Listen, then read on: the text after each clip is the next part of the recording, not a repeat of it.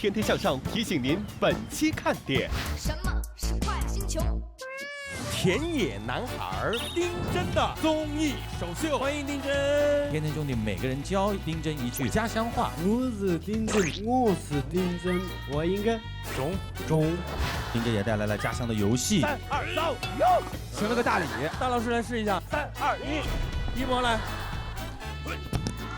王一博是套不住的汉子。我现在就带你研究。多彩中国推荐团上场，我们是多彩杆子推荐团。318国道被称为此生必驾公路。新疆好地方，伊犁好风光，欢迎大家到我们新疆来做客。磁治源浮梁唯一发现高岭土用于陶瓷，就是在我们的浮梁县的高岭。世界棉花看中国，中国棉花看新疆。棉花能够编织出五彩的服饰，有请90后新锐设计师阿里木江阿迪力。我受邀过纽约时装周、米兰时装周和中国国际时装周，这些面料、这些图案的都是非遗的面料。这个是我们自己用新疆长绒棉研发出来的。这个好哈。这是我父亲独创的，雕琢在1毫米杯子上，上面有花有鸟，杯子是透明的呀。这个得多少钱？价格上来估的话，这个贵了。他们认为伪装者是我里头没见过，学习姐姐。没见过那个地方，所有人都认识。这一场伪装者到此结束。丁真是卧底。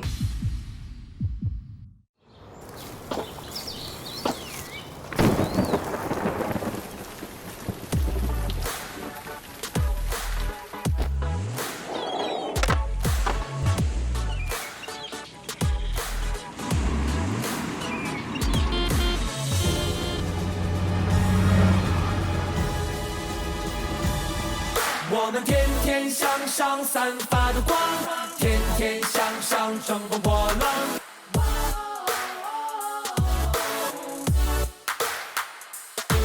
我们天天向上不慌不忙，天天向上来日方长。一起往，不离不弃大声唱。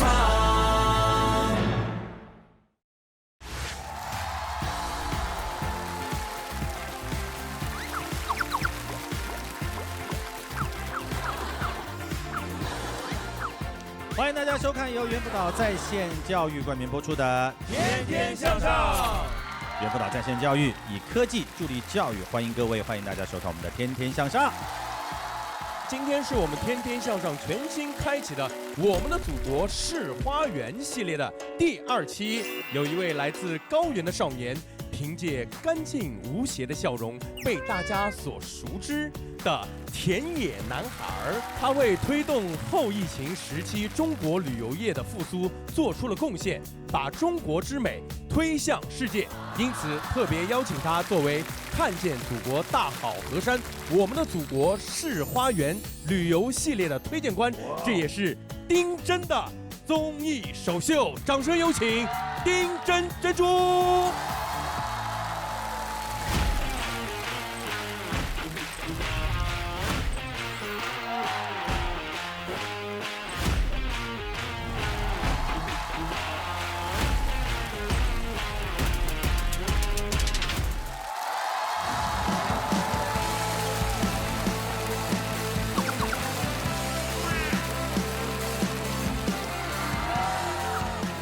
欢迎丁真，扎西德嘞，扎西德嘞，扎西德嘞，哎，对对，请丁真跟我们现场各位亲爱的观众朋友打个招呼。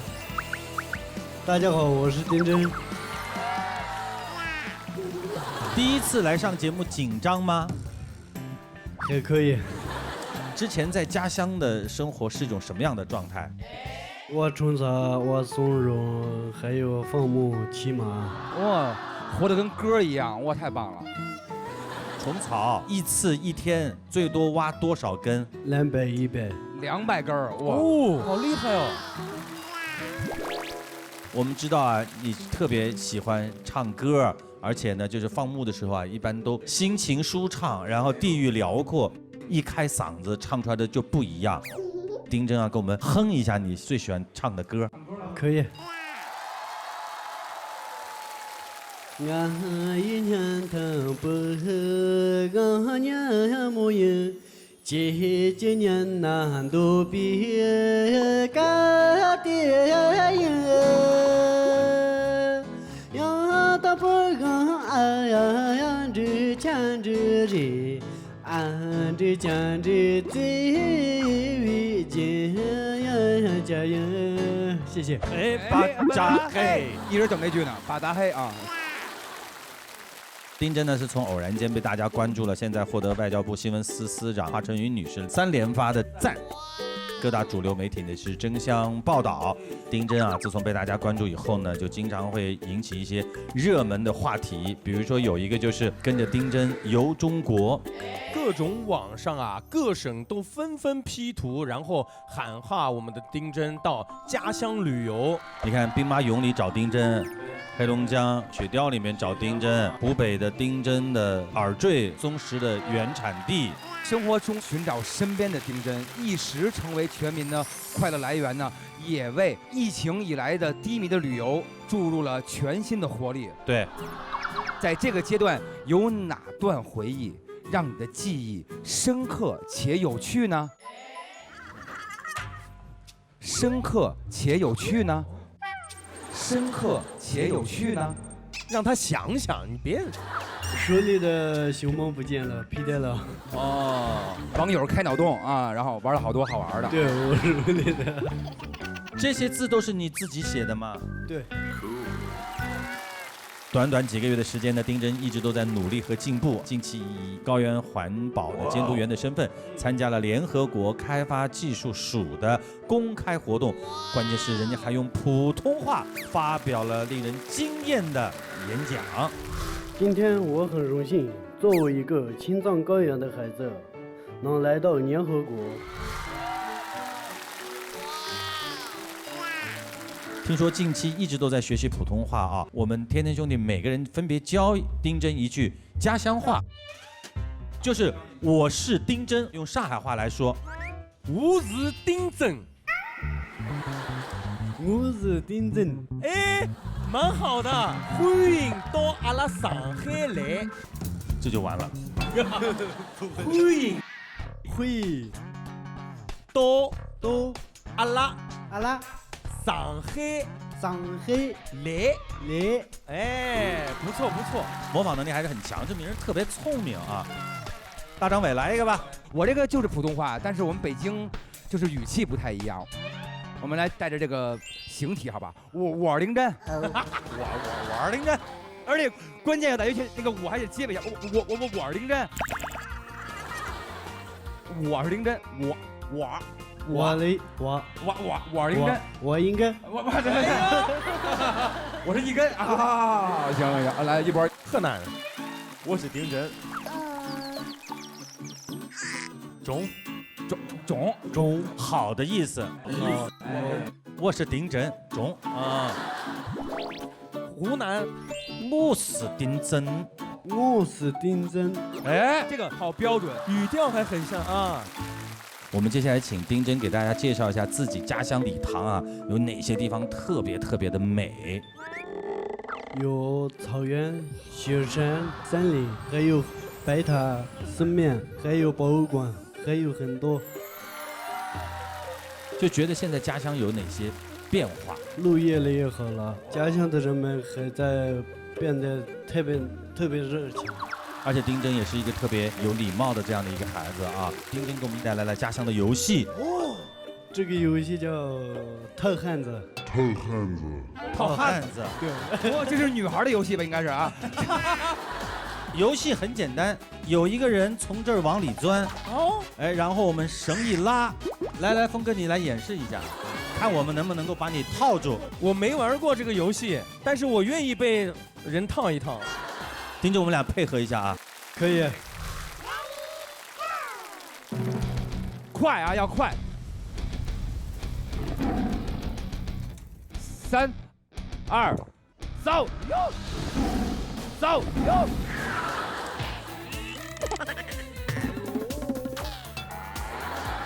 什么意思？哦，行了个大礼啊！好，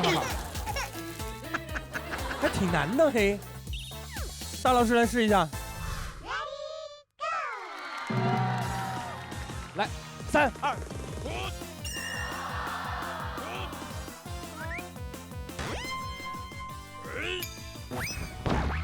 呦我！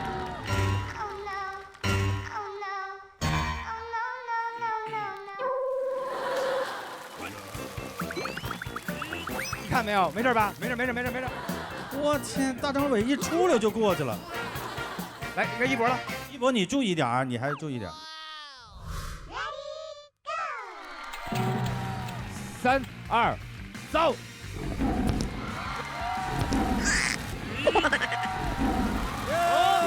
逃脱了！耶！王一博是套不住的汉子。一博是奔驰的小野马，带刺的玫瑰。哎，那我们套丁真吧。丁真，我们来套你。可以。你们一定要套住丁真啊！这个大了点儿，还大了点儿。 好，这样可以，来，以大张伟的身手应该是套不住的。可以，我加油啊！来，3、2，走！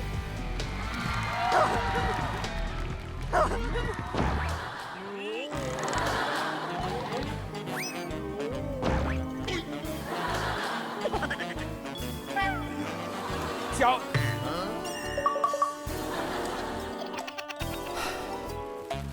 这是丁老师平时最爱玩的哈，对，不错啊。丁真的家乡呢是甘孜啊，也因为壮阔的自然景观和丰富的色彩闻名于世啊。自古以来呢，中国的大好河山是孕育了丰富的色彩元素，所以呢，我们这一期呢决定以色彩为线索，展开一条呢绚丽多彩的寻色之旅。马上就要5·4青年节了，我们今天也特地邀请了一群向上的好青年，一起来探寻多彩中国。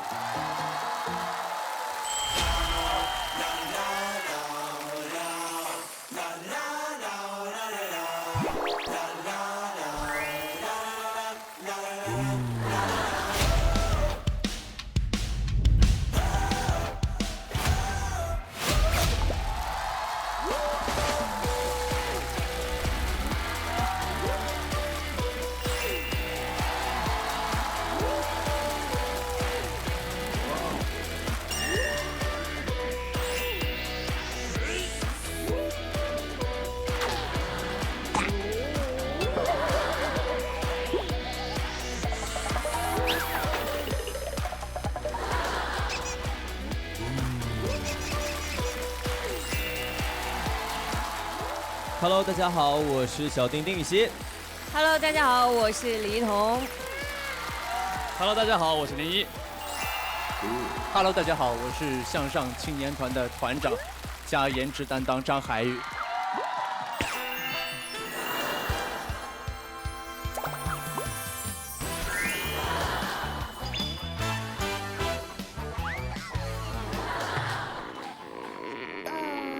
就他 title 最多，他是500啊，500老师来了。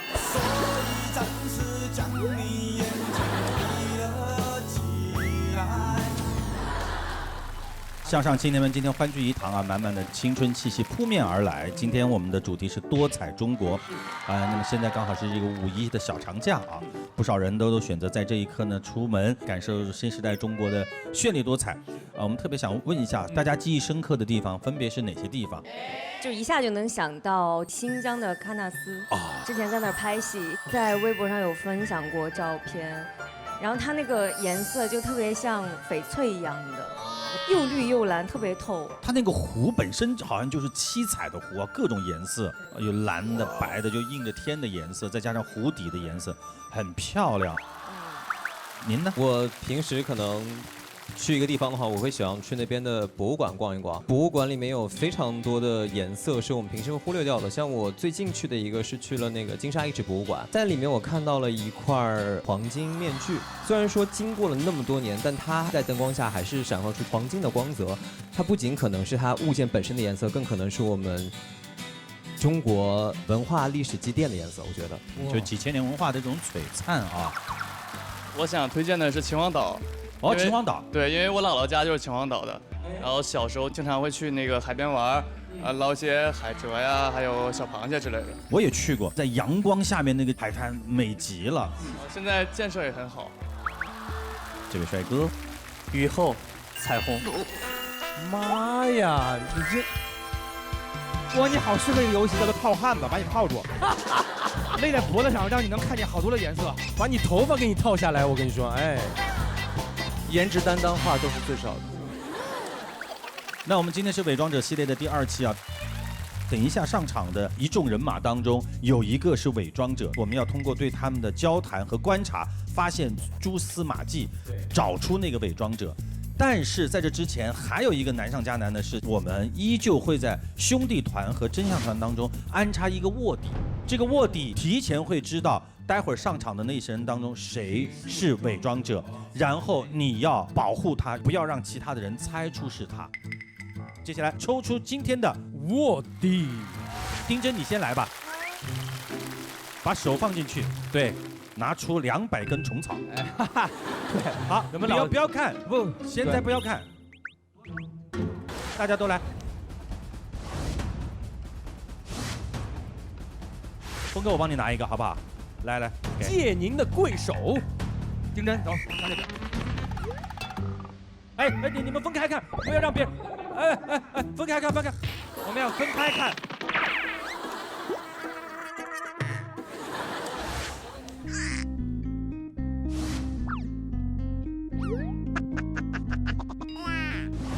看完就收起来。丁真还没看完呢。丁真抽到卧底，那怎么玩呢？哎，就好玩了。好了，各位亲爱的朋友，现在在兄弟团和真相团当中已经定下来一个卧底，会是谁呢？从表情当中，你们觉得有可能谁抽到了卧底的那个字卡？我觉得他们4个中的一个。我觉得很有可能是2个人，其中之一个是一彤，一个是丁一。丁一2合1。丁一彤，还丙2呢。一个是丁真，一个是一彤。我跟你说，现在海宇特别紧张，他已经语无伦次了，逻辑已经完全混乱了，他被那上面的几个字打倒了，所以他就有可能。应该就是。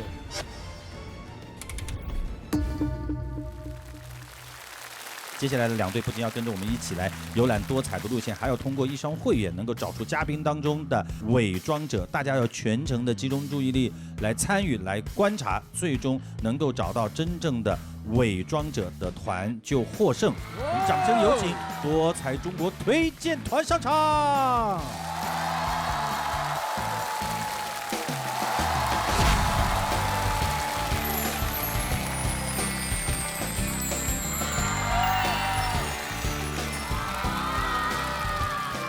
大家好，我是来自歌舞之乡甘孜康定民族歌舞团副团长伊嘎。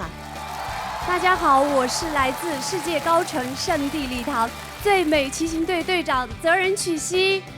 我们是多彩甘孜推荐团，扎西德勒。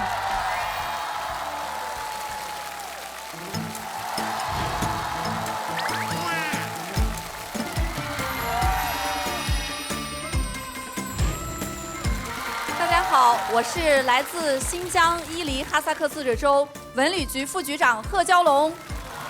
姚新斯兰，大家好，我是中央民族大学的青年教师古丽米娜。大家好，我是新锐服装设计师阿里木江阿迪丽，我们是新疆推荐团，我们新疆好地方。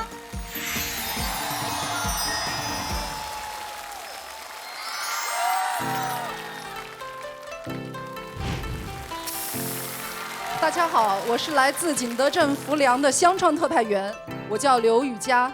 大家好，我是来自浮梁最美柴窑丙丁柴窑窑主黄梅，我们是景德镇浮梁推荐团，相见无恨晚，余生在浮梁。我们是多彩中国推荐团。现在提醒你们啊，有一个是伪装者。好难啊，这次。丁真，谁是伪装者？不知道。哎，你肯定知道。我问丁真谁是伪装者，他看着那个老师。啊，哦，结束了，好。这个性格。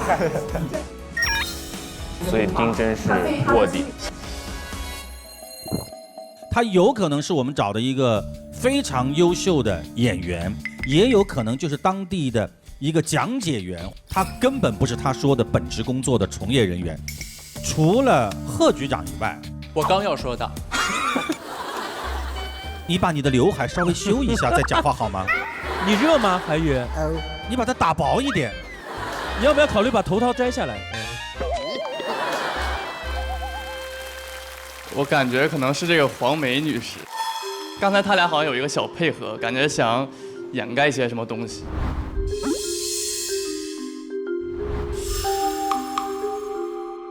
黄梅老师得有戏，黄梅戏是这个意思，你明白吧？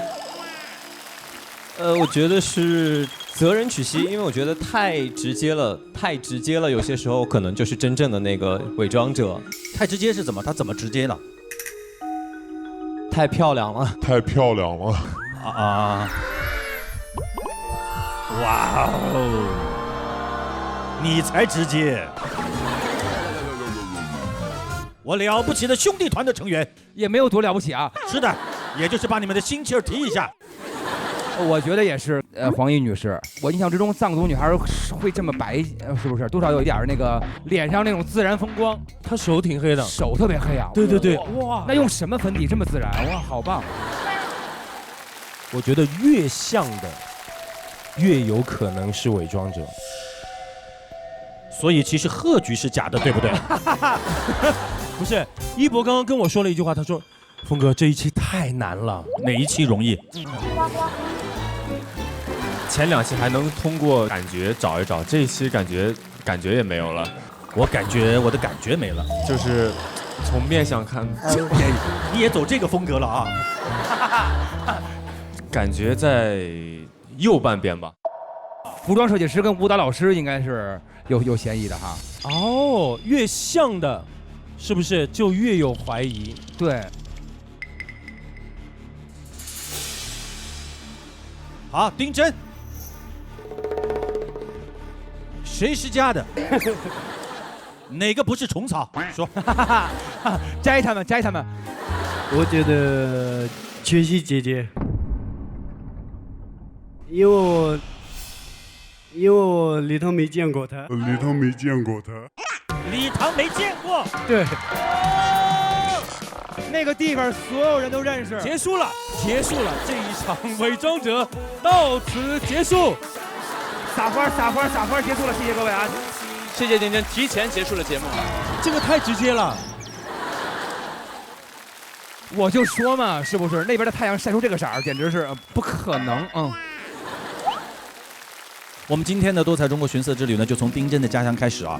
其实丁真为我们带来了这个甘孜多彩的风光，我们大家一起来欣赏非常非常漂亮的 VCR， 请看。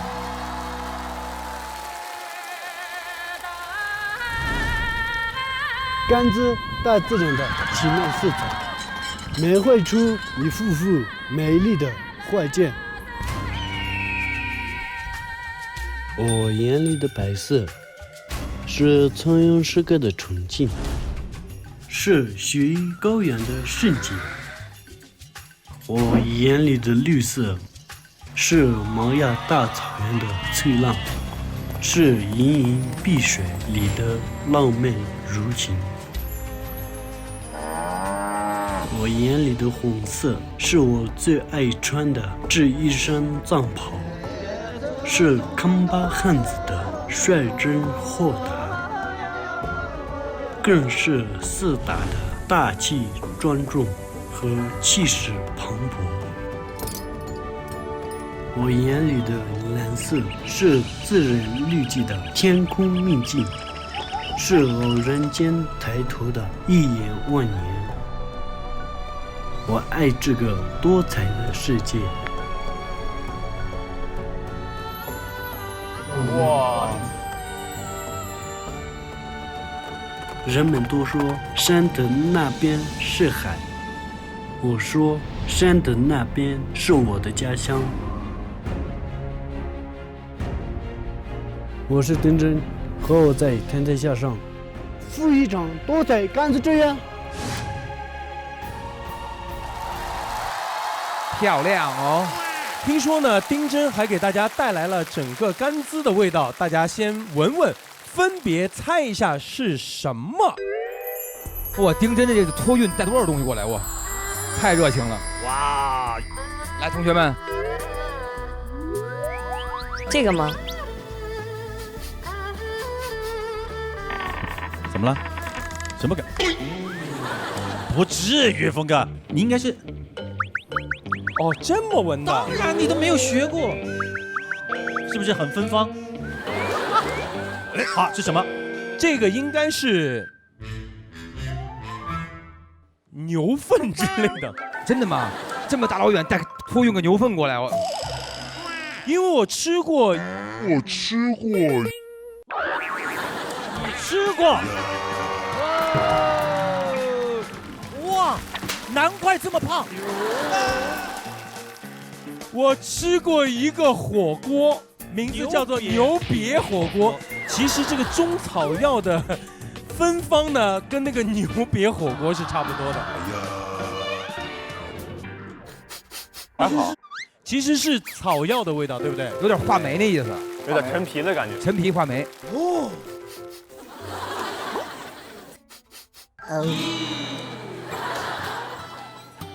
啊！峰哥，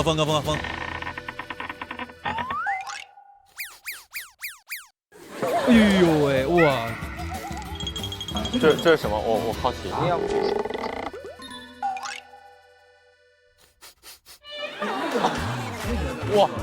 哇，这个有点厉害了吧？这是松柏，这应该是驱虫的，很香。很香啊！哦，每个人的世界真是不一样。来，然后这个是什么？这是牛粪。牛瘪火锅有没有？不是白吃的，我告诉你。但是我要告诉大家，这个牛粪其实在当地还蛮实用的，可以用来焚烧，而且他们会把牛粪呢就糊在那个房子外面，就把它糊干了。这个很重要的，在当地他们会去捡的。这个叫阿嘎土，修房子的，修房子的土。这是藏药、藏香，青稞粪。哦，青稞就可以吃。哦，这个是做那个糌粑。谢谢。接下来我们就要来跟多彩的甘孜推荐团来聊一聊，来有请。那5位呢，就是318国道巡逻飒爽英姿的女子骑警队，天空之城的格桑花。曲溪，这个是一个什么样的巡逻队？我们请我们队里的2位姐妹花来说。为啥呀？就推给别人了。世界高城是因为我们的礼堂海拔是世界上最高的，平均海拔在4114左右，而且是最接近天空的地方，所以叫天空之城。因为我们当地很多女孩子的那个名字里面都带有格桑2个字，寓意着纯洁善良，所以当地的群众们都称我们为天空之城的格桑花。那你们骑的是什么呢？摩托？对，还有马。哇，帅气啊！帅呀！警花啊，应该是。那为什么说318国道是此生必驾的公路呢？因为318国道，地理位置流量比较大嘛，有雪山，有草原，81有国际赛马节。如果大家要到礼堂来玩，我们为你们保驾护航。现在是不是因为丁真被大家关注之后，来打卡318公路的人相对而会比以前要多一些？是的，因为我们丁真火了之后，甘孜礼堂也跟着火了起来，然后那些不被重视的资源也被盘活了。盘活了都。现在等于已经修了停车场啊，让更多的人能够更加方便的到咱们礼堂。你们平常公路执勤的时候，有些什么样特别有趣的事情？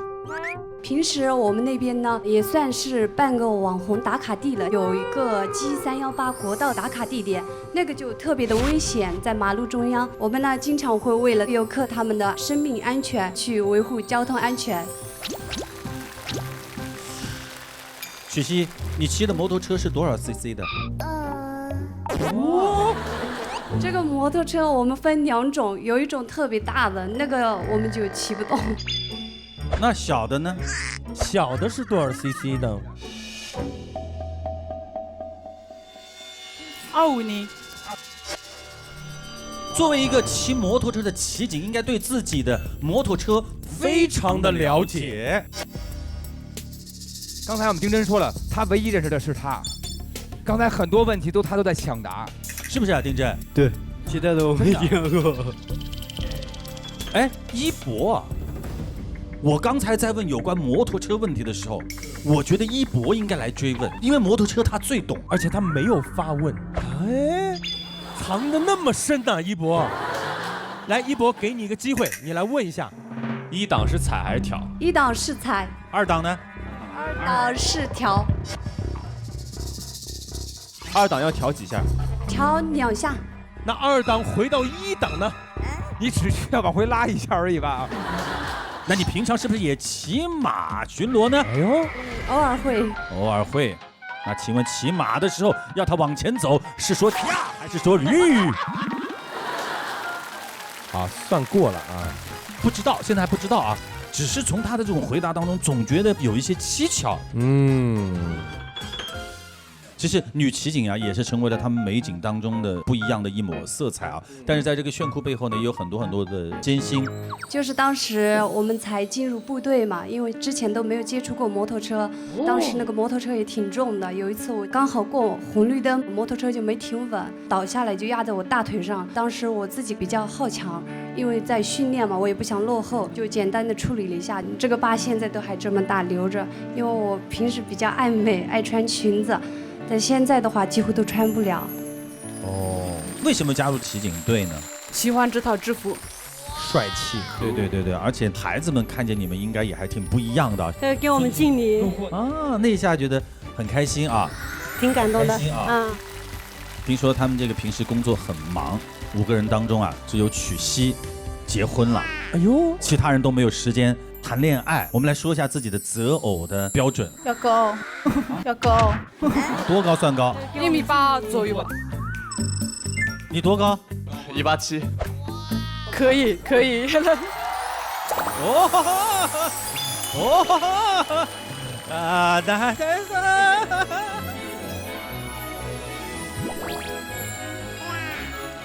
我们非常谢谢女骑警们，谢谢甘孜除了大美的风光呢，歌舞也是甘孜的一抹亮色。接下来我们就有请甘孜民族歌舞团上场。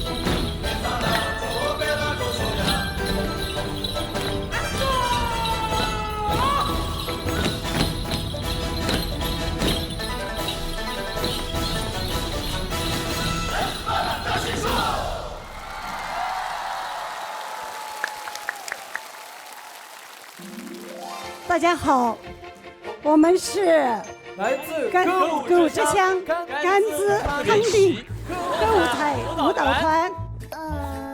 你们肯定不是一个团的，这一个团都是假的。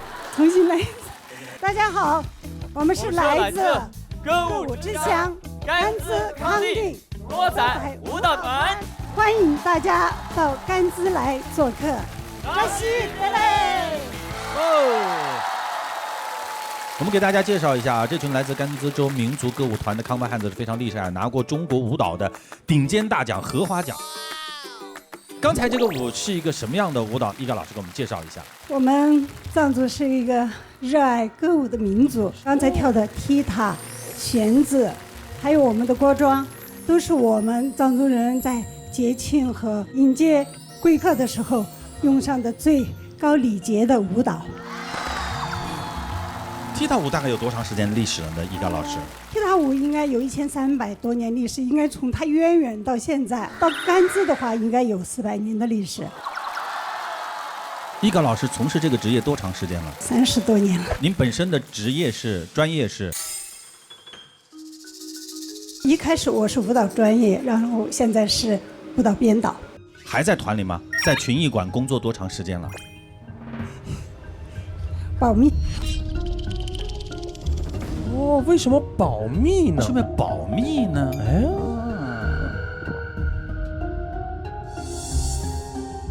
好了啊，我们大家继续聊。还有几位老师啊，都是这个踢踏舞的传承人啊。您学这个学了多长时间了？大概16年左右了。伊嘎老师在你们团里面工作多长时间了？保密。哎，为什么要保密？哇，这个保密保的。感谢甘孜民族歌舞团带来的甘孜歌舞，也谢谢我们的伊嘎老师，请他到自己的座位上就坐。韩哥，怎么了？我们能问个问题吗？说。请问达荣老师、伊嘎老师跟你们最生气、发脾气的一次是哪一次？好像这个没有过，他对我们都很温柔的。很温柔。老师有没有常说的一句口头禅？再来一遍。再来一遍。哦。好，接下来马上进入到我们这一轮的质疑。曲熙、伊嘎老师有没有怀疑的？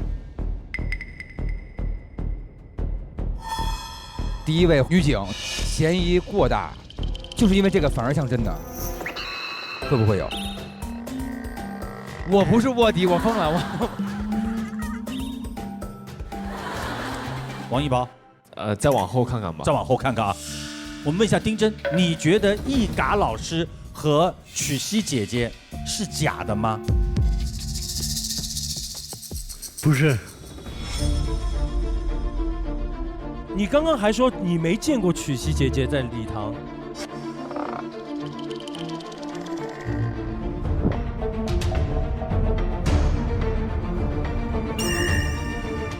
想起来了，见过，对不对？对。嗯。对。哇，丁真老师好真的哦。哦。8、9不离10了。8、9不离10。好，来，我们真相团。我之前怀疑他，我现在不打算怀疑他了。我觉得这个舞蹈老师应该是真的，因为刚刚那个同学说老师的口头禅是再来一遍，因为我也是学舞蹈的，上课的时候每一个舞蹈老师的口头禅都是再来一遍。啊，也是学舞蹈的。来，这位学舞蹈的团长。目前来看都还比较真。那欣赏完甘孜带来的这样的一个美丽的风景之后呢，我们接下来给大家带来的是大美新疆。新疆之美呢，真的是花团锦簇、绚丽多彩啊！我们接下来看看第2组新疆推荐团，看看他们的 VCR。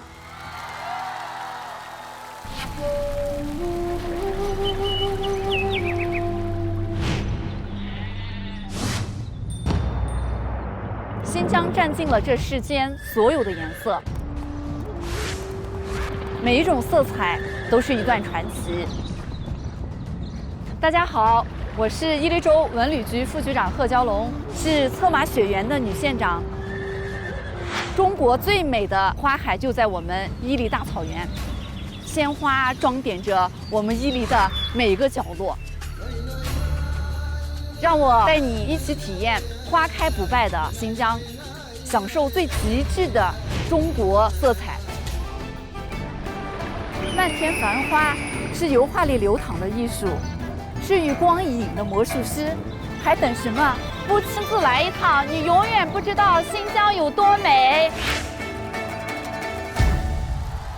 骑在马背上火爆的，除了丁真呢，还有我们的骑在马背上的女副县长。我们有请这个娇龙。大家好，我是贺娇龙。我们新疆好地方，伊犁好风光。欢迎大家到我们新疆来做客。您当时是怎么想的？就骑着这个马，然后穿个大袍子，然后就驰骋一番。伊犁呢，素有中国铁马之乡、塞外江南之称。我们伊犁呢，是我们全国马匹拥有量最大的一个州。经过2000多年的改良呢，我们伊犁马的肩高已经有1.7米了。肩高1.7米。包括我和丁真弟弟，我们2个呢都是我们中国马文化宣传大使啊。我认为我们中国的马文化呢，就应该穿着我们各民族的服饰，奔驰在我们祖国的大好河山，所以选了这套服装。视频播了以后火成那个样子，您之前完全没有想到啊。是的，是的。之前呢，因为我是一个直播带货的副县长，主要卖农产品。因为这个视频火了以后，确实给我们的旅游呢也带来了一些变化。然后呢，我们州里就给我提了一级，到我们伊犁州文旅局任副局长了。前段时间这个贺局长呢，还到杏花沟去打了卡。那麻烦您给我们安利一下，如果现在去新疆玩，他这个旅游的攻略。伊犁州呢，还有一个名称就是花城，它是中国花海。4月就是4月报春，刚才我们看到了我们的杏花，我们那拉提杏花谷，还有我们霍城县的杏花谷。这2个杏花谷呢，它全是野生的杏花园，它是中世纪留下来的。我们5月呢有天山红花，天山红花也俗称野罂粟，而且血红血红。是的，血红血红的，它非常艳丽神秘。这个花海它也有2处，霍城县的是3万亩，尼勒克的呢有5万亩，面积也非常大，非常壮观。哦，这个厉害。我们6月呢就是薰衣草飘香。哦，这个好看。伊犁州是我们中国的普罗旺斯，这是我们薰衣草面积最大的一个地方，它的经纬度呢和我们普罗旺斯是一样的。就是每个不同的这个季节都会有鲜花来跟它对应。其实我想当我们把这些美丽的景色推销出去之后，大家是不会畏惧这样的一个距离的，因为只要有美，大家就愿意去追寻啊。对。刚才贺局说他现在直播推广当地的农产品，现在成绩怎么样？去年我带货的这个成绩是3500万。现在单场呢，如果好好准备，能突破230万。所以说，现在5G 时代的到来，也确实让我们享受了很大的一个红利。擅长带货的贺局呢，今天也带来了新疆的特产，请您给电视机前的观众朋友来安利一下。我们现在带来的这个冰激凌呢，是我们当地的网红冰激凌，100年手工冰激凌。哦，好多瓜子儿，哇，还有这个酱。这是马铃酱。它是我们冰激凌界的鼻祖。哇，那个酷，那个酷！你们可以放心吃，它里面没有任何添加剂。这个牛奶呢，用10公斤牛奶才能做3公斤的奶浆，用奶浆、鸡蛋加了一点点白糖，它来调味儿。就这3种原料。来，开动。哇。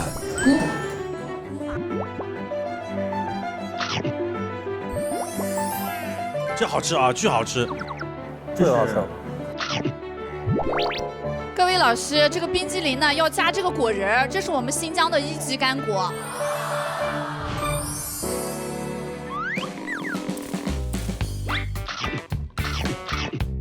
丁真，你放了这个没有啊？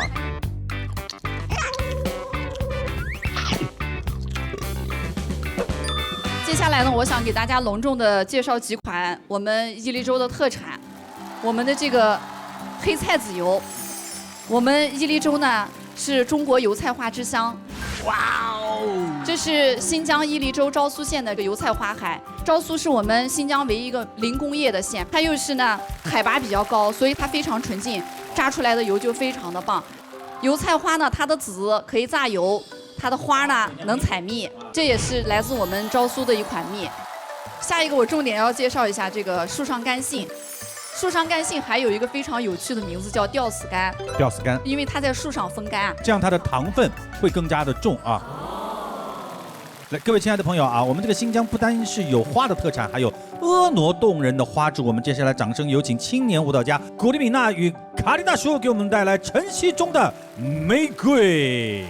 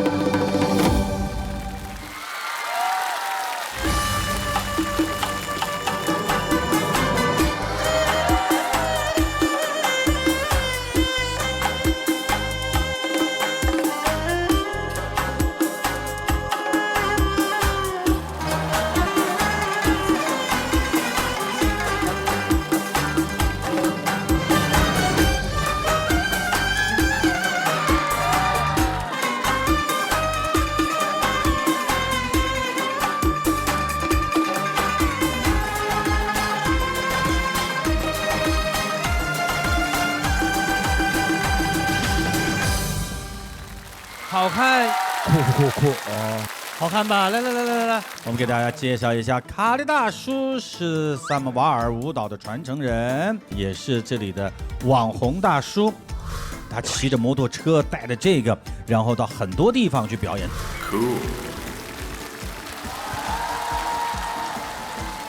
卡利大叔今年75岁，跳这个萨摩瓦尔舞蹈呢已经有15年了，在卡赞区。现在每周至少有2家媒体来采访他，包括央视在内的。然后也有演出了2万多场。Bu samavar bizning Uyg'urlarning klassik usuli samavar bilan bu Çin usuli. Burun avı taş koyup, Çin koyup, su içtik su alattık. Ben adır bunun içinde rık kumba, ağırlığı 14 kilo. 14就有14公斤对，你们可以举一下。哇，峰哥好演技，哇，不可能。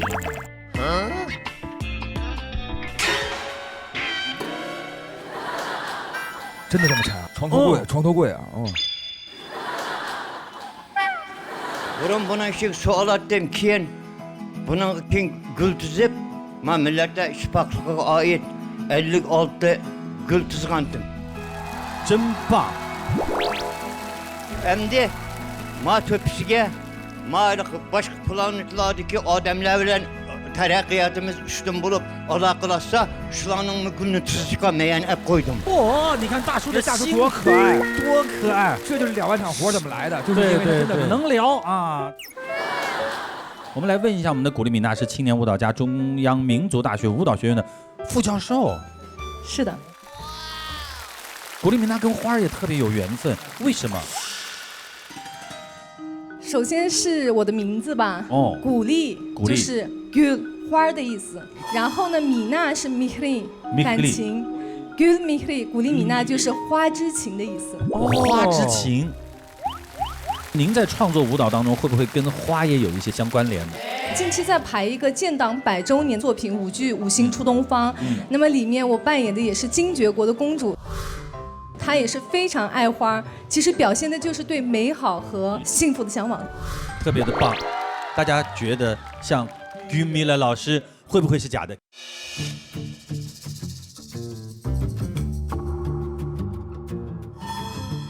不可能，它是真花，对不对？一定是真花，怎么能是假花呢？一定是真的，这就是太专业了。一看就最开始那个开场，人先转几圈之后，让那个裙子才能够在地上这样平均的下去。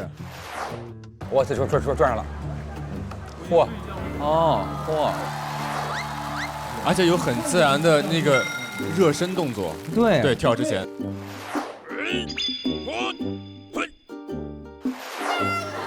一般人做不到啊，没个几10年功。Gumila， 你来做几个动作，他们学习一下。好呀，我说一下这个关于花的一些动作吧。好，新疆的很多，比如说歌舞都跟花有关。那么从舞蹈动作说的话，维吾尔族舞蹈女性的最基本的手位花形手，中指和大拇指相捏。哦。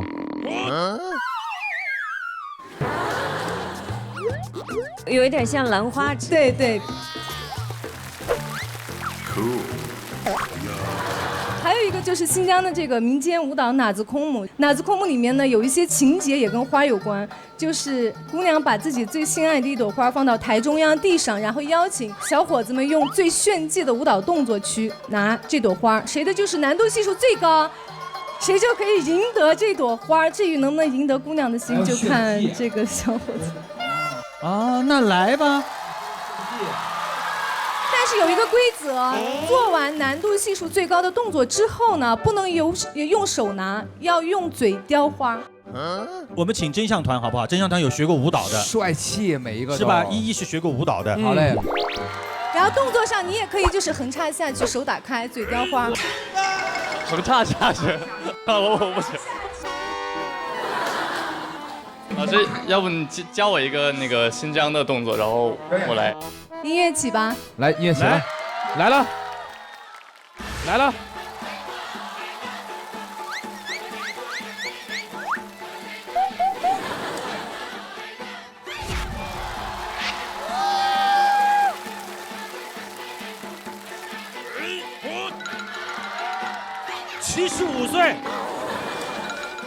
2万场演出，哇！加油！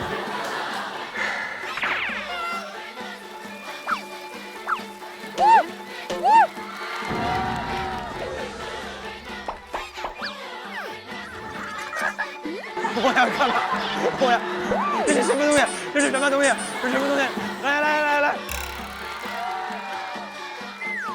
雕花儿，雕花儿，不是逗猴。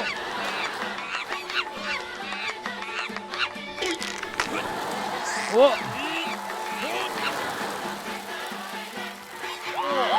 75岁，可以。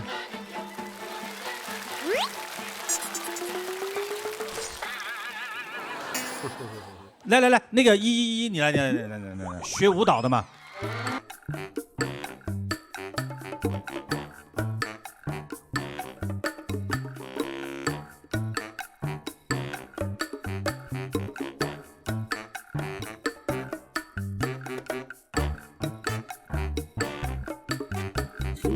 能够赢得女孩子的心吗？可以。依还行啊，腰够硬的啊。我们谢谢那个 Gumila 啊带来的这个花之舞，谢谢。中国是世界上最大的棉花消费国啊，也是第2棉花生产国。接下来呢，我们有请这个贺剧给我们介绍一下新疆棉花到底有多好。我们在座的各位有5个人当中，如果我们穿的是棉质的服装呢，就有1件是来自我们新疆的。全中国呢，87%的棉花全来自于我们新疆。世界棉花看中国，中国棉花看新疆。第一个呢，我们棉花是洗光的，因为我们新疆呢是日照时间都特别长，夏天11点半我们天都是亮的，然后早晨呢5、6点天就亮了。然后第二个呢，我们昼夜温差大，都知道新疆的瓜果非常的甘甜，它棉花呢也喜欢这个。对。第3点呢，是因为我们的冰川呢和雪原呢比较丰富，我们所有的棉花地呢都是矿泉水来浇灌，所以它非常的好。我们每次坐飞机的时候，只要看到那个棉花地啊，对，都觉得好像地下又铺了一层云一样。是的，漂亮一朵朵的那个棉花。第4个原因呢，是因为我们新疆的这个土壤非常好，土壤里面的这个有机质含量是7到15，插根扁担都开花。所以你看啊，这个白白的棉花呢，从泥土里面长出的是云一样，然后能够编织出五彩的服饰。我们就有请啊，将新疆民族服装带出国门，走向国际的90后新锐设计师阿里木江阿迪丽，来有请阿迪丽。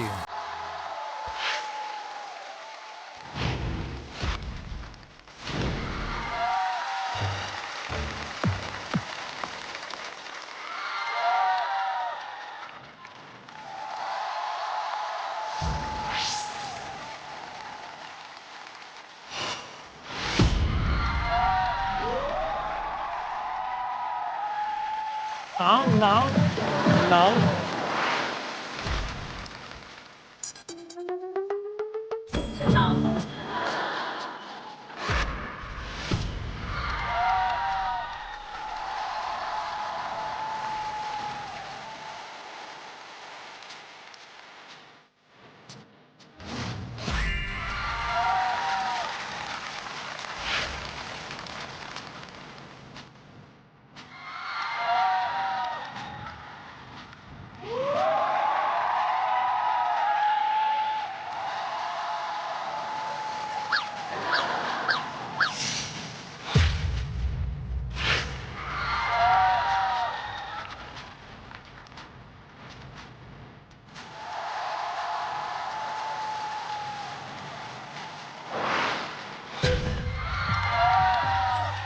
哇哦，漂亮！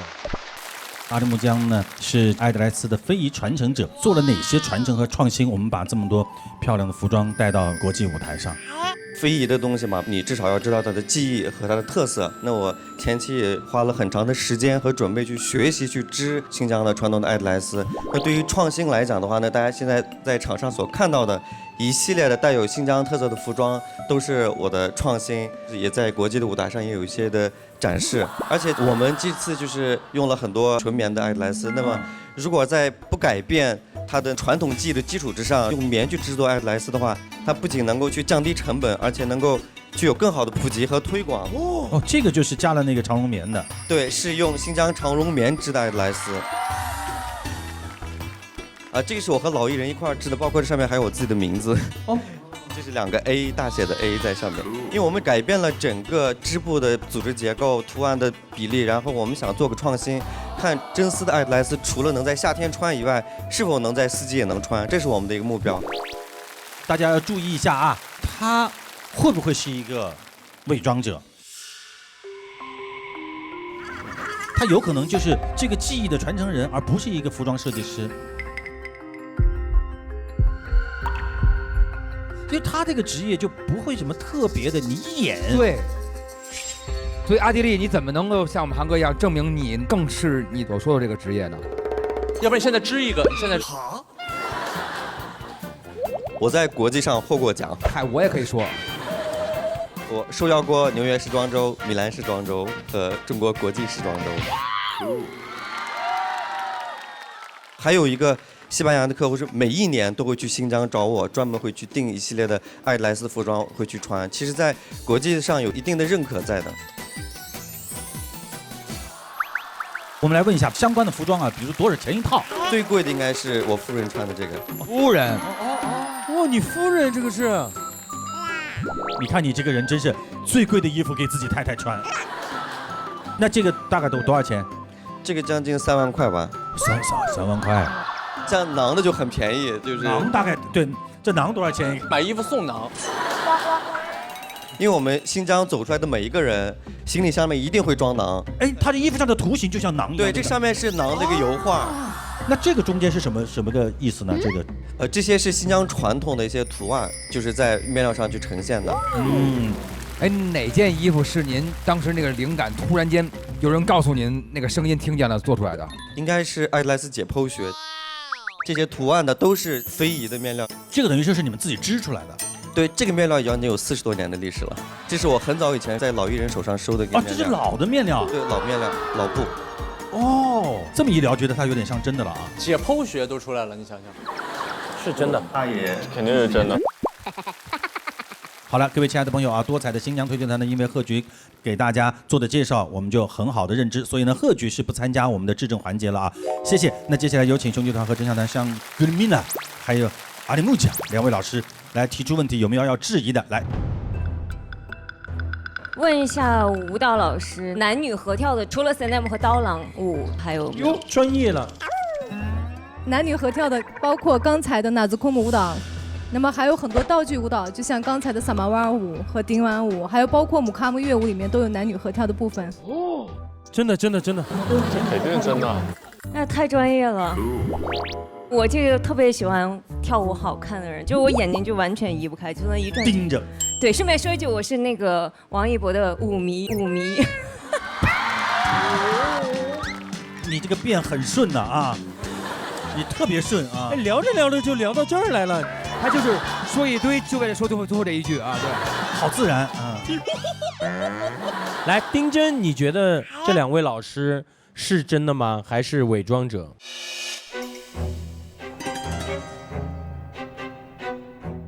是真的。你怎么看谁都是真的，反正问到最后都是真的。丁真嘛。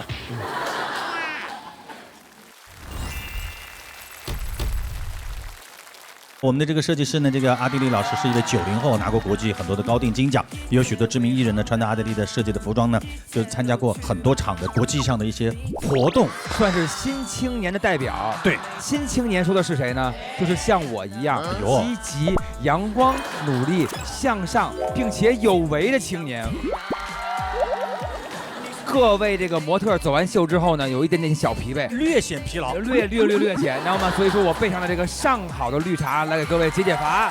太好了，感谢我们刚才的茶宝宝茶多芬，是的，这就是统一绿茶在5四青年节推出的限定的青年加油罐。今天的统一绿茶也为我们3位嘉宾专门定制了多彩中国、多彩青年的定制罐哦。然后各位呢，可以加油，一起来品品我们的低糖健康茶多芬多的统一绿茶。谢谢各位，非常棒，也感谢统一绿茶给我们的精心准备的啊，带着我们名字的罐装的统一绿茶。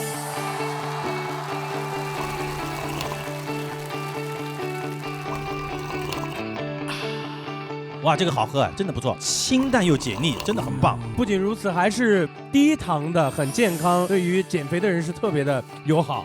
马上因为到了5·4青年节了，统一绿茶联合了多家权威媒体，共同为咱们这样的新青年发声而加油，号召大家和统一绿茶一起为健康加分，为今天的奋斗青年们所有们一起来加油。是的。感受完新疆的花海柔情的歌舞璀璨，接下来呢，我们给大家介绍江西浮梁水墨浮梁青瓷彩带，无数的瓷器匠人呢，终其一生只为诠释色彩。今天我们的第3组多彩浮梁推荐团，请看。天天向上提醒您稍后看点。这是我父亲独创的，雕琢在1毫米杯子上，上面有花有鸟，杯子是透明的呀。这个得多少钱？价格上来估的话，这个贵了。5分钟之后给我答案。我们怀疑的是这个。他跟那帮女孩的关系根本看不出来他是队长，不会这么假吧？我觉得琪姐一定不会有假的，真的。是不是团长？这也是这个肯定也是真的。就是他，我感觉就是他。写这个行不行？啊！你们到底说一个呀？好，时间到。猿辅导在线教育，天天向上，待会儿见。猿辅导在线教育，天天向上，现在继续。本节目由猿辅导在线教育冠名播出。猿辅导在线教育以科技助力教育。水墨浮梁青瓷彩带，无数的瓷器匠人呢，终其一生只为诠释色彩。今天我们的第3组多彩浮梁推荐团，请看。浮梁以瓷器和茶叶称著于世，浮梁的茶孕育了景德镇闻名世界的瓷器。瓷器的一生要从浮梁说起。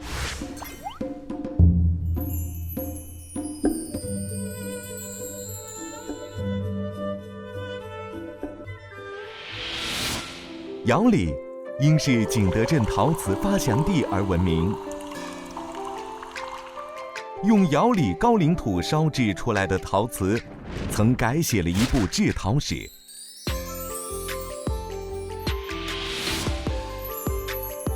好的瓷器离不开高岭土，更离不开窑里釉。窑里绕南村人的制釉历史已有上千年之久。这里保存的宋元明等时期的古窑遗址和古矿洞、古水碓，对研究中国古代瓷业生产有重要价值。走过浮梁的一瓷一瓦，厚重的历史和雕琢千年的自然风貌，酝酿出浮梁瓷之源、茶之香、林之海的隐士之美。来，我们问一下这个李佳老师啊，乡创特派员是一个什么样的工作？乡创特派员简单的一点来说，就是一个村的首席运营官。现在一个村都要首席运营官了啊。这个理念呢，主要是我们清华大学在2020年和浮梁县一起共同发起的一个人才引进的项目。啊，对，具体会做一些什么呢？我们在做乡村振兴的过程中间，人才是第一需求的。当然，人才的第一需求最为关键的是，我们希望用一个最容易让年轻人熟悉的方式，去获得乡村最零距离的感觉，然后从而能够留下来。这就是我们作为这个乡创特派员的首要的责任。比方说我们的浮梁非常有名的，其实不是它的瓷器，因为瓷器是景德镇，对，千年瓷都嘛。那么浮梁是什么？浮梁是瓷之源。哦，最开始的时候，浮梁是唐代的茶都，在盛唐时期的话，43%的茶税都来自于这个地方。哦，比方说我们知道有一句诗叫做白居易诗人写的《琵琶行》，商人重利轻别离，前夜浮梁买茶去。这个里面的浮梁就是指的景德镇浮梁。千年来这个地方没有改过名字，就跟我的家乡长沙是一样的。哦，您是长沙人？我是长沙人。咋说的？我晓得的，你肯定是真的。那我肯定是真的。咋说的？绝对。我们发现，在景德镇对瓷器所有的感觉，是因为它是个成品，但是所有的人却忘记了一件事儿：一坡还土之下，要过手72，方可成器。什么叫过手72？就是如果没有经历72道工序，没有一件瓷器是能够成为器皿的。瓷器肯定要有土嘛，就是高岭土。高岭土就在浮梁，我们来一起来看一下。这么白呀？为什么叫瓷质源？因为从陶器开始，我们的陶器是没有办法去高温的。对，景德镇的瓷是高温瓷，之所以能够有高温瓷能产生瓷器，就是因为我面前的2元配方的高岭土。有了高岭土，因为它的耐温是1700度。这也就是为什么顺其自然能够产生元代的元青花大型器具。其实，在这4盘中间，最贵的是这个砂状高岭土。我们用顶级的高岭土能够去做顶级的青花瓷，顶级的高岭土是要经过万年的风化、自然风干的。因为随着瓷器的需求越来越大，那高岭土不可能一直等几万年，我们去等它自然风化。对，怎么办？这就是为什么古代的时候开始矿洞，开始挖掘这个高岭土，所以找这种类似于没有完全风化，但是还是保留风化一部分的原石。它不是一个取之不尽用之不竭的东西吧？对不对？对，现在我们的高岭基本上已经没有了。那怎么办呢？我们这就是其他的替代，其他没有办法替代。高岭土其实全球各地都有，但是唯一的被发现用于陶瓷，而且2次配方发现这样子的一个支撑高温的，就是在于我们的浮梁县的高岭。因为1869年，德国的地质学家艾森霍芬他到了这儿，他进行了陶瓷破解，他发现只有中国的高岭土是能够具备陶瓷的制作的核心元素。真的还是假的？真的，这个真的。如果这一位是假的，我以后退出这个游戏，从此以后退出。太棒了！我们谢谢我们的雨佳给我们介绍了这么多有关瓷器和高岭土的这个知识啊。长沙人绝对假不了。真的是吧？真的。跟您一起来的黄梅老师。黄梅老师，对，他是我们最美的柴窑的窑主，丙丁柴窑的窑主黄梅老师。我是来自浮梁最美柴窑丙丁柴窑的窑主，我叫黄梅。因为我从小呀是生长在陶瓷世家，实际上因为读书，然后后来出去工作以后，我走了一条和家里边完全背道而驰的这样的一条道路。真的。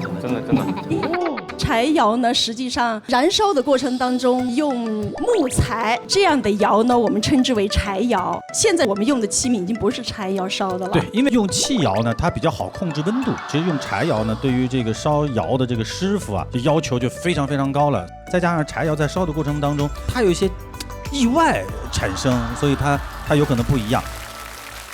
说话这个味儿就是真的，所以真的还是开口就知道是真的。对，只有假的我们会怀疑。但是这个是因为属于是就是文化上那些上方面，就会开口就很有那个味道。对。但是如果说其他的，还是有点难分辨的，因为这个属于太专业的了。对。我们现在拿几件那个瓷器来具体让大家来看一下。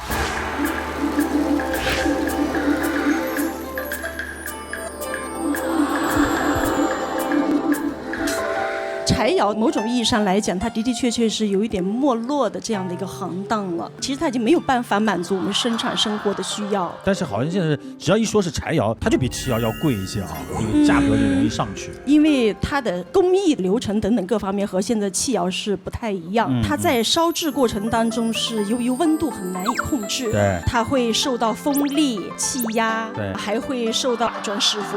那么如果它在这个过程当中火力把控不好，那么极有可能出窑率是特别低的，所以大概只有20%左右，而且还要出一件特别精品的器皿，那就是更难了。实际上是，对，真的。这2件算是柴窑里面算比较很精品的。咱们浮梁呀有一个青花的做法是粉水青花，其实它在绘画的过程当中呢，它的这个笔的这个笔尖儿是不落在咱们的花瓶上，不落，笔尖不落啊。对，然后完全靠水珠，然后手上的力和这个水珠的力，它要顺着这个花瓶的力道在走。哦，哇，好难！最让人感到神奇的地方是在这里。你像其实这个青花呀，它的拍卖价格已经高到离谱了。刘谦曾经拍了一个鸡缸杯，是2亿人民币。2亿人民币。对。刘谦。刘义谦。刘谦对。不是刘谦。有点紧张。对。对。没了。那黄老师，你那么这个您估一下，这叫什么估？就就是他们家的啊。对啊，就是虽然是你们家的，就是如果说这只有一个这么一个东西在你们家乡的话，这个得多少钱？我们在烧制粉水青花，它的工艺最有价值的地方是在每一件青花呈现出来的物品都是不一样的。那肯定啊，哎，所以它的这种艺术造诣就完全附着在一个物品上。因此呢，如果仅仅只是从它的本身的价格上来估的话，这很难去评无价，就是你得看你有多尊重这个东西，就是无价，翻译过来对。那么敢不敢让刚才那个人顶一下？我的意思，这个肯定不可能。这个呢？这个是必须得要和大家展示的，这是我父亲他独创的半刀泥雕塑。他把工艺做在了一个只有1毫米坯胎上边的，透的是吗？哎，这杯子是透明的呀。上面有花儿，有鸟啊！哦，这个贵了。哇，透过光能看到。哇，这您爸爸哇，应该很少跟你说话吧？从小应该一直在做这些事儿。所以实际上我们在喝茶的时候会发现，图案和词融在一起，既有词也有图案。一件非常好的这个瓷器要烧制过程当中，其实是非常非常艰难的。它有很多机缘，这不是说你想烧出来这个样子，就是这个样子的。我的父亲就是因为有一次他在雕刻一个半刀泥瓶子的过程当中，雕了4个小时。对。最后的那个环节的时候呢，就脆啪，一下就碎了。这是特别不容易啊！好，来，两边有什么要质疑的吗？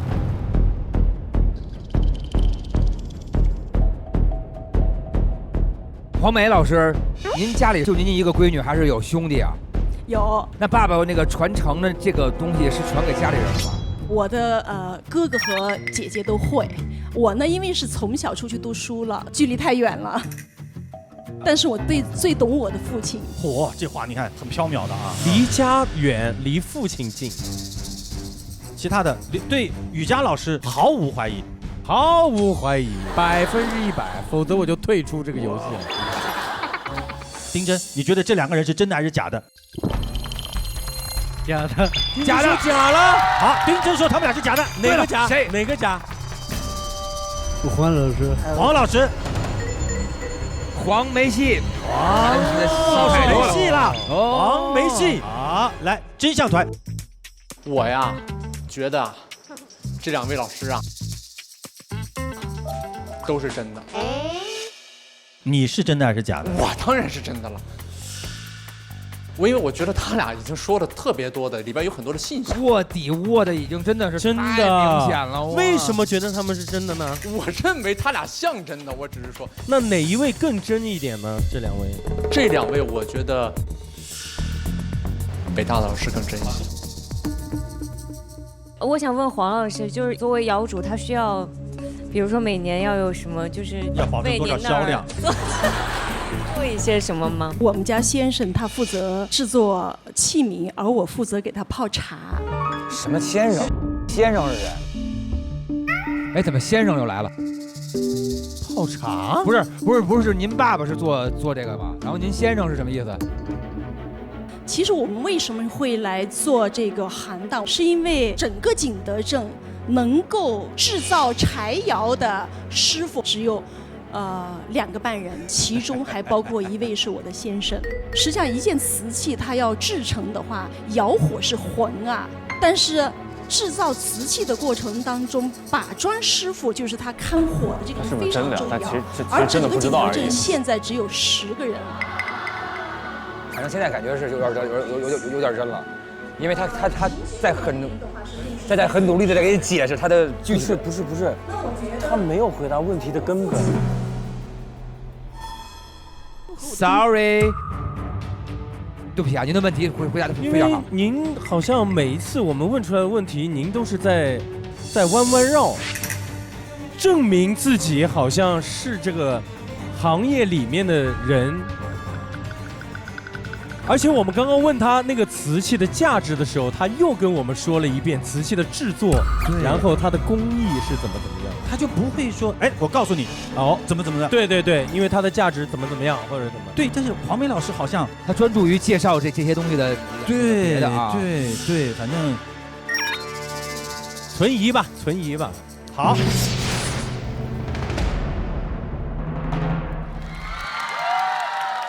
好了，各位亲爱的朋友，接下来我们就要有请我们的兄弟团和真相团进入到我们的真相会议室，5分钟之后给我答案。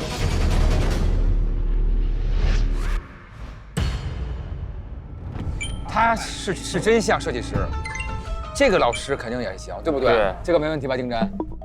这个真的吗？是，可以吗？是。那你现在还依然怀疑这位吗？对，他依然怀疑这个。那这位呢？这位这是真的，这是他认为是真的，这也是真的，这不是。他认为这也不是真的。哦，丁认为这也不是真的。兄弟团全部靠丁真是吧？为了交流嘛。对，要交流啊。我觉得琪姐一定不会有假的。这肯定是真的。这从你的舞蹈的角度上讲，真的，真的，这个肯定也是真的。这个我存疑。我觉得像真的是因为，我觉得他在谈论他那些织布的时候，他脸上有那种对自信的光芒，自信和那种喜欢的那种执着。他能说出来这个什么解剖学，你想想，而且说明他是个大夫呀，对不对？他是啊，大夫，新疆著名的大夫。就是他，我感觉就是他。他确实是说的话来回绕的，但是他会不会真的是不是忙着这个？我们怀疑的是这个，他是队长啊，他刚才说他是队长了吧？他跟那帮女孩的关系根本看不出来他是队长。如果是队长的话，哎，他们也没说过他是队长，而且他们那帮女孩从来没有一个说我们队长，对不对？对，没有人说队长怎么样。哇，是的。怎么最后来这么一下？而且他的这个眼神，你看，应该甚至都不是藏区的朋友，不会这么假吧？那他呢？这手会不会也太随便了？因为韩哥问了他一个工作了多久，他说保密，然后旁边的那个男孩就顺着他说保密。但是现在最大一 bug 就是他从来没说过自个儿是，别人也没说过他是，就这事儿就变成他是队长了。我们写谁呀？好难啊！丁真，你感觉他很假，对不对？那如果你这么说啊，在这个黄梅跟这个里头只能选一个，你选哪个？我选这个。选这个？你选这个？那就是这个。倒计时10秒钟，那我们就坚持自己，我们就写他。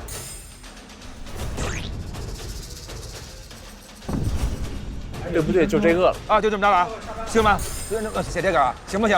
啊，你们到底说一个呀？快，你写。哎啊，我也不知道，就这个吧。好，时间到。天天向上提醒您稍后看点。本场的卧底究竟是谁？这个答案是丁真提供的，我觉得是丁真。是丁真吗？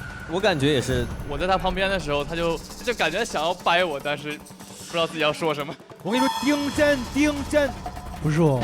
丁真，你觉得谁是卧底？而且他上来那个照片的时候，直直的指着那位姐姐。怎么可能是我？啊！猿辅导在线教育，天天向上，待会儿见。猿辅导在线教育，天天向上，现在继续。本节目由猿辅导在线教育冠名播出。猿辅导在线教育以科技助力教育。好，各位亲爱的朋友，这是真相团交给我的答案，他们认为的真相就在我手上。来，兄弟团。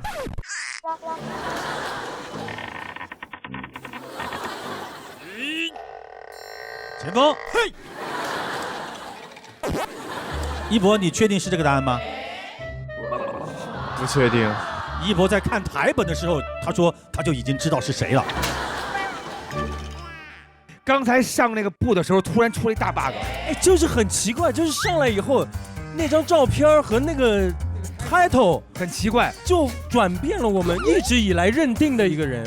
兄弟团，你们认为你们给的答案是大家都公认的吗？这个答案是丁真提供的。好，各位，我们来宣布一下，真相团他们认为伪装者是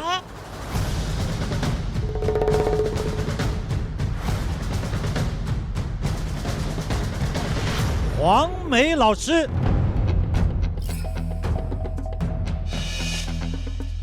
而我们的兄弟团，他们认为伪装者是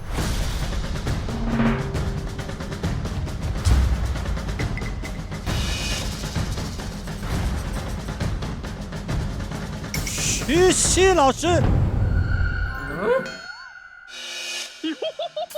好，有请两位上场。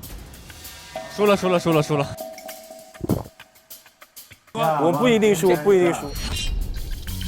好，我们首先问一下我们的兄弟团为什么选择曲熙？欲言又止。哎，我想说这两位都是丁真说的。我们后来最终问他你选哪个，他选了曲熙。好，来我们的真相团为什么选择黄梅老师？我觉得刚才确实存在每一次回答的时候都有绕的嫌疑，这是我们第一考虑的。好了，接下来请被怀疑的两位分别站上真相公布台。我们首先有请的是真相团怀疑的黄梅老师。那有可能。黄梅老师到底是不是伪装者？3、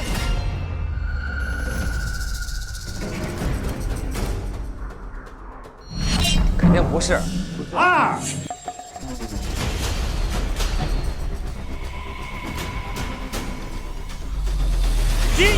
1。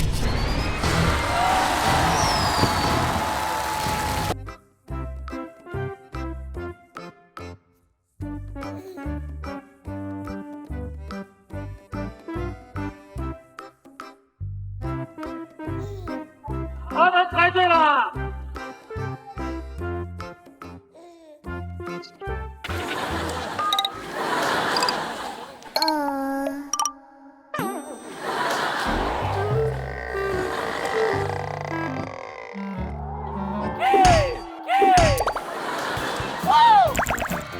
谁是卧底啊？所以卧底有可能在他们这边。丁真还是峰哥？峰哥，你能说的那么绝对？来了，果然是这个人，他是演戏了。大张伟是谁？但是不认识他。哦，他是绿茶代言人，对不对？太棒了。好的，我喜欢他。我觉得王一博，你觉得王一博是卧底？因为我怀疑这位老师的时候，他给我带偏了。而且他上来那个照片的时候，直直的指着那位姐姐，一嘎。对。怎么可能是我？啊！一博说这样的话，我就觉得不是他。相信一博啊！我觉得是丁真。丁真吗？丁真，你觉得谁是卧底？谁是卧底？王一博，就是他。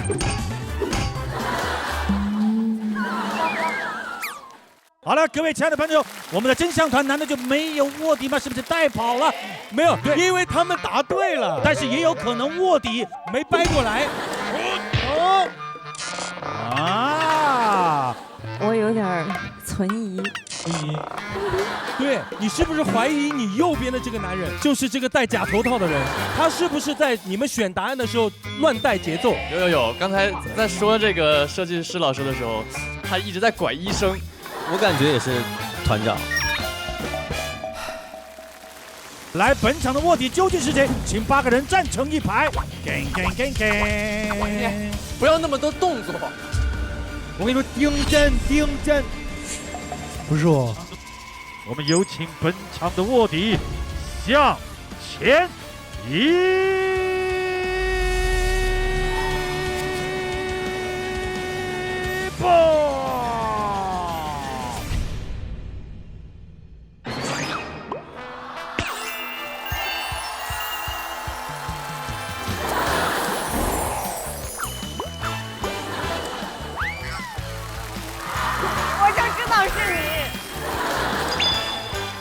竟然没有被带跑偏，你们组有卧底，居然都能够猜对。韩宇，你好失败啊！韩宇，你怎么当的卧底呢？黄老师，你回去自己看一下前面那一段你说的那个车轱辘话来回说。刘谦曾经拍了一个鸡缸杯，刘以谦，刘以谦对，不是刘谦，有点紧张。传承的这个东西是传给家里人了吗？我的哥哥和姐姐都会，我呢因为是从小出去读书了。嚯，这话你看很缥缈的啊，嗯，不是，他没有回答问题的根本。这2位老师啊，都是真的，假的，假的，好了，丁真说他们俩是假的。黄老师，黄老师，就是他，我感觉就是他。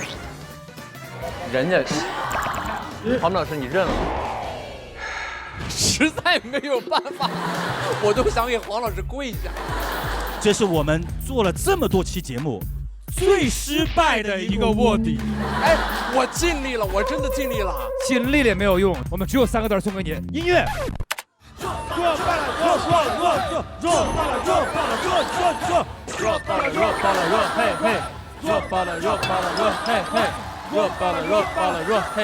哎，等一下，收！我问一下，你们3个为什么就这么坚定的认为是黄梅老师？他作为团长，怎么带都带不动。没有，其实我们也一度有被他带走一点点。我在他旁边的时候，我说感觉黄梅老师像，他就一直黄梅，黄梅就感觉想要掰我，但是不知道自己要说什么。对。但那个解剖学真的有点扯，有点硬。我天哪！你看这一期真的反转的太多了啊！谁会想到一个猜对的组居然还会有卧底？他太像卧底了，从头到尾一直在说胡话。真的。问题是，这一组没有卧底，都没有猜对。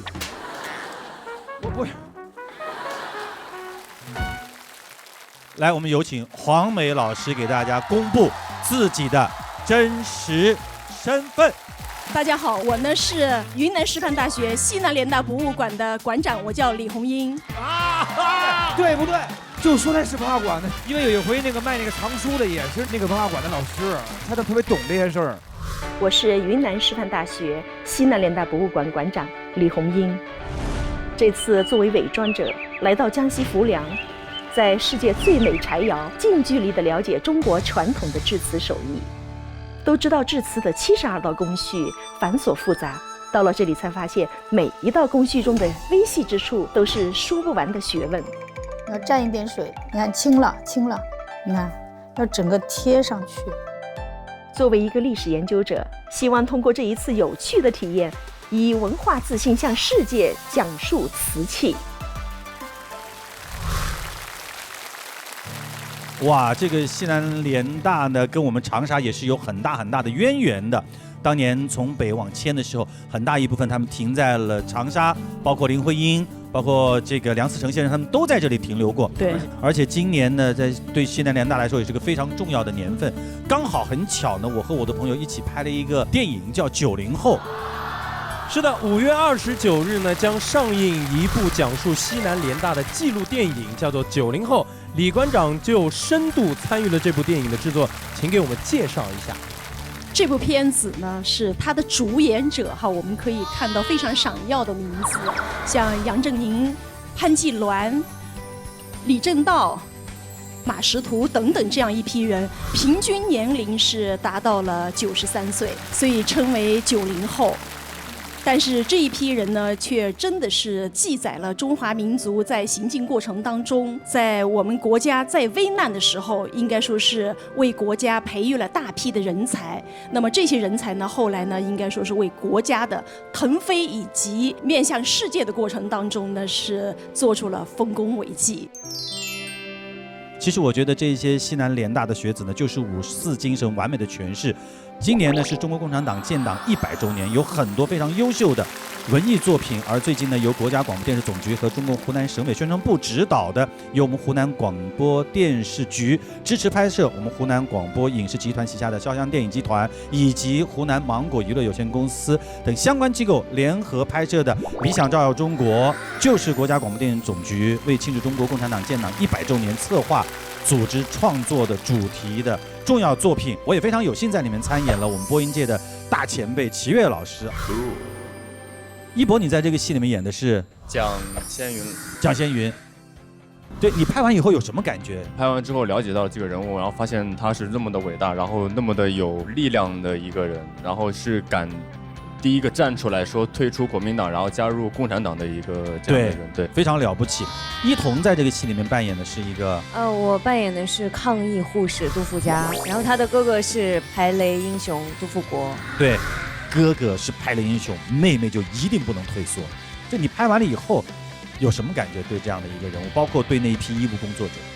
我跟杜富佳还有聊天，我跟他说话的时候，我说我听了你的故事，还有你哥哥的故事，我觉得特别的感动。然后他就说了一句话，他说谢谢一彤姐，其实你们也辛苦了。他说这些都是我们应该做的，所以我觉得英雄从来都不是从天而降的嘛，都是来自于我们平凡人的这份力量。对，非常非常的棒啊！多彩中国绚丽画面不仅包含了对山川湖河的这样的一个赤子热，还有对花草树木的采撷品味。中国之大，山水辽阔，色彩丰富，奇珍异景，自然是美不胜数。是的，只要留心观察，有一双发现美好的眼睛，步步皆是美景。猿辅导在线教育，天天向上。待会儿见。猿辅导在线教育，天天向上，现在继续。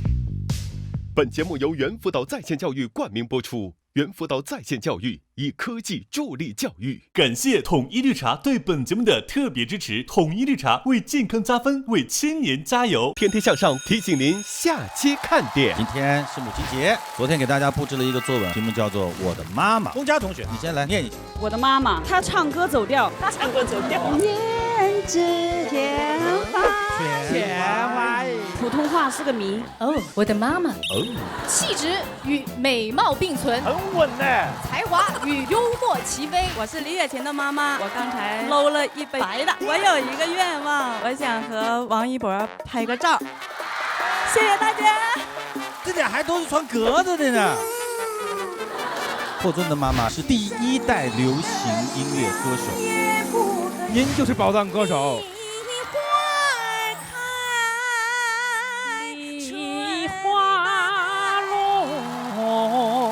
好好听啊！我还带了什么？菲菲的名字是谁起的？我生产的那一天就下着毛毛细雨，护士那雨洒到我身上了。哎，对。我三姨给我起了个名字，是我现在的小名，叫。我弟弟跟王一博之间也差了一个字。金曲串烧模仿秀，这我的偶像。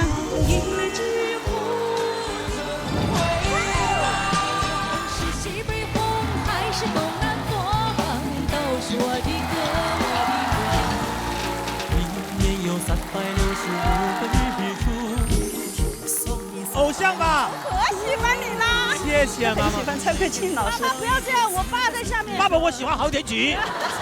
妈妈歌谣大赛马上就要开始了，请妈妈们准备起来。你是真是平翘舌，一点不会唱，用气。再挑一篇，我以前从来没唱过歌。哎，高兴。